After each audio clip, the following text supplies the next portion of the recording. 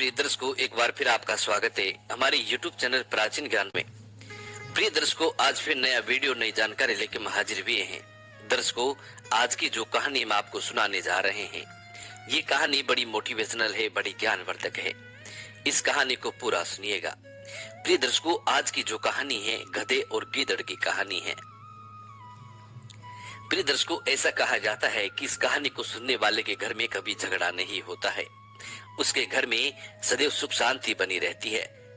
नहीं तो कभी पिता पुत्र में झगड़ा होता है, नहीं सास बहू में होता है, और नहीं दौरानी जिठानी में होता है। प्रिय दर्शकों, उस घर में हमेशा के लिए सुख समृद्धि निवास करती है। इसलिए इस कहानी को पूरा सुनिएगा। यदि आप भी अपने घर के झगड़े दूर करना चाहते हैं, गृह क्लेश को दूर करना चाहते हैं, तो प्रिय दर्शकों इस कहानी को गौर से सुनिएगा। ये कहानी आपको आपके जीवन में ढेर सारी प्रेरणाएं देने वाली है। प्रिय दर्शकों, इस कहानी की ऐसी मान्यता है कि इस कहानी को जो भी बंदा सुनता है, जिस घर में सुनी जाती है, उस घर की तमाम प्रकार की बीमारियां नष्ट हो जाती हैं और उस घर की गरीबी खत्म हो जाती है। इसीलिए इस कहानी को आप पूरा सुने। कहानी शुरू करने से पहले जो लोग हमसे नए जुड़े हैं, वो हमारे चैनल को सब्सक्राइब करें, बेल आइकन ऑन करें, अच्छे अच्छे कमेंट किया करें, ताकि हर आने वाले वीडियो का नोटिफिकेशन सबसे पहले आपको मिले और प्रिय दर्शकों आप उसका फायदा उठा सकें। शुरू करते हैं प्रिय दर्शकों आज की प्यारी सी कहानी, ये प्यारा सा वीडियो। प्रिय दर्शकों, प्राचीन काल समय की बात है। एक गांव में एक रामू नाम का गधा रहता था। दिन में धोबी का भार ढोता था और रात को अपनी स्वेच्छा से खेतों में घुमा करता था, और सुबह होने पर स्वयं ही गधा धोबी के पास आ जाता था। प्रिय दर्शकों, गधे का रोज का यही नित्य नियम था। एक दिन गधा रात को खेतों में घूम रहा था, तभी उसकी जान पहचान एक गीदड़ से हो जाती है और गीदड़ से मित्रता हो जाती है। दर्शकों, ऐसा कहा जाता है कि गिद्दड़ मैत्री करने में बहुत चतुर होते हैं और गिद्दड़ भी गधे के साथ मिलकर खेतों में जाया करता। दोनों मिलकर कोमल कोमल ककड़ियां, कोमल कोमल फल फ्रूट, कोमल कोमल साग सब्जियां पेट भर के खाया करते थे और सुबह होते ही गधा वापिस अपने घर को आ जाता था। इसी तरीके से गधा और गीदड़ दोनों की मैत्री चल रही थी, दोनों अच्छे मित्र बन चुके थे। जब रात्रि का समय होता तो गधा भी अपने मालिक के घर से खेतों में रवाना हो जाता, उधर से गीदड़ भी अपने मित्र के पास आ जाता और दोनों मिलकर किसानों के खेतों में घुस जाया करते थे और वहां पे अच्छी अच्छी सब्जियां, अच्छी अच्छी हरी हरी चीजें खाया करते थे।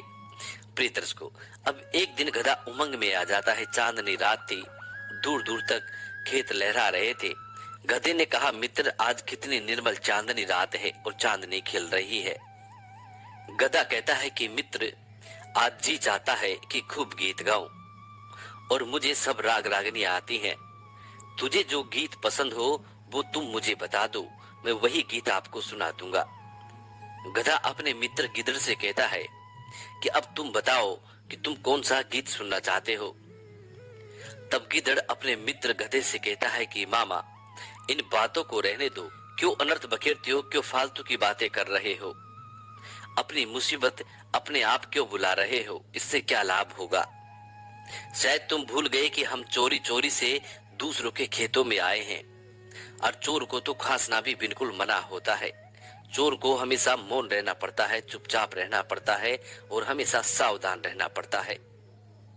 और तुम ऊंचे स्वर में राग रागनियां गाने की सोच रहे हो और शायद तुम ये भी भूल गए हो कि तुम्हारा मधुर सुर नहीं है, कि तुम्हारा स्वर मधुर नहीं है, तुम्हारी शंख की ध्वनि दूर दूर तक जाती है।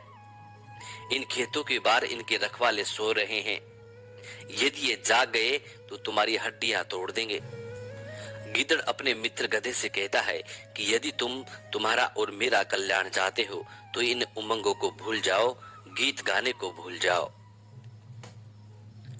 आनंद पूर्वक अमृत जैसी मीठी मीठी ककड़ियां का सेवन करो और अपना पेट भरो। संगीत का शौक तुम्हारे लिए अच्छा नहीं है। प्रिय दर्शकों, गिदड़ की बात सुनकर गधे ने उत्तर दिया कि मित्र तुम वंचर हो और जंगल में रहते हो, इसीलिए संगीत सुधा का स्वाद रस तुमने कभी नहीं चखा है, तभी तुम ऐसी बहकी बहकी बातें कर रहे हो। गीदड़ ने कहा कि मामा, तुम्हारी बात ही सही है, लेकिन तुम संगीत तो नहीं जानते हो, केवल अपने गले से ढींचू ढींचू करना जानते हो। गीदड़ की इतनी बात सुनने के बाद गधे को गीदड़ की बातों पर क्रोध हुआ, बहुत क्रोध आया। किंतु क्रोध को पीते हुए गधा बोला, गीदड़, यदि मुझे संगीत विद्या का ज्ञान नहीं तो किसको होगा। मैं 3 ग्रामों, 7 स्वर, 21 मूर्छनाओं, 49 तालों, 3 लयों और 3 मात्राओं के भेद को जानता हूँ। राग में 3 यति विराम होते हैं और 9 रस होते हैं। 36 राग रागनियों का मैं पंडित हूँ। 40 तरह के संचारी व्यभिचारी भाव को भी मैं जानता हूँ। तब भी तू मुझे रागी नहीं मानता है, कारण कि तू स्वयं राग विद्या से अनभिज्ञ है। गीदड़ ने कहा, मामा, यदि यही बात है तो मैं तुम्हें नहीं रोकूंगा। मैं खेत के दरवाजे पर खड़ा होकर चौकीदारी करता हूँ और तुम्हारा जैसा जी चाहे तुम गाना गा सकते हो। तुम यहीं पे रह के गाना गाओ और मैं खेत की मेड़ पर जाता हूँ, वहाँ पे तुम्हारी चौकीदारी भी करूंगा और किसान आने का ध्यान भी रखूंगा। इतने कहकर गीदड़ वहां से खेत से बाहर निकल जाता है। गीदड़ के जाने के बाद गधे ने अपना अलाप शुरू कर दिया। उसे सुनकर खेत के रखवाले दांत पीसते हुए दौड़े चले आए। वहां आकर उन्होंने देखा कि गधा उनके खेत में खड़ा है। तो प्रिय दर्शकों, सभी किसानों ने गधे को लाठियों से मार मार कर जमीन पर गिरा दिया और उन किसान लोगों ने गधे के गले में सांकले में बांध दी। प्रिय दर्शकों, गधा भी मार की थोड़ी देर कष्ट में तड़पने लगा। गधा भी थोड़ी देर कष्ट में तड़पने के बाद उठ बैठा। प्रिय दर्शकों, गधे का स्वभाव है कि वो बहुत जल्दी कष्ट वाली बातों को भूल जाता है। इसी तरह से वो लाठियों की मार को भी भूल जाता है।